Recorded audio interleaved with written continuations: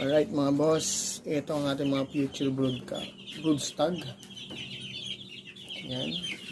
Gagamitin natin for inbreeding ng ating gray. Yan na, nakapila na sila. Sana kayong tatlo. Lumaki kayong malulusog. Yan.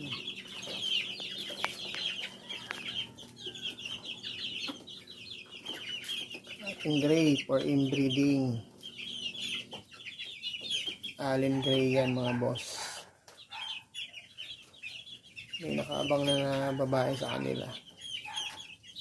For inbreeding purposes sila. So, yun lang mga boss. Ang ating champion gray na nagninik. Right. Yun lang.